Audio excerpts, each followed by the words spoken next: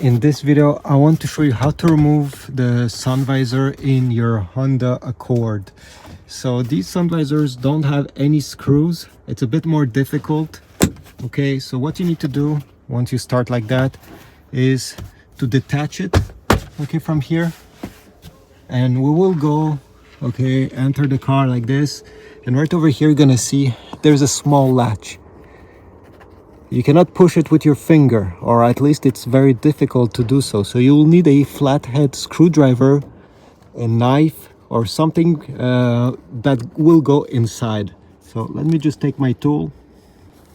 So I have this thing over here, and you need to push that pin in. Okay, it's very hard to film and do it at the same time. Okay, push it in and at the same time turn the sun visor. I know it's hard to describe. Let me try to do it. So I'm pushing the pin and at the same time I'm turning this sun visor. You may have to turn it multiple times.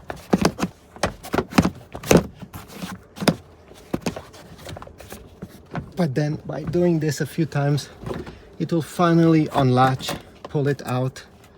You're gonna have over here a small pin that you need to push, and you're gonna release the connector. So just like that, you have removed your visor. If you want to put it back, okay, it's the same thing but in reverse, and you do not have to push any pin, so it's quite easy. You simply need to align this thing with the hole right over there. Okay, don't forget to connect it, and you'll be able to clip it in place simply by turning the same way I did to remove it, but again, not pushing the pin. So this is about it. Thanks for watching. Leave a like, subscribe, comment, and I'll see you in the next one.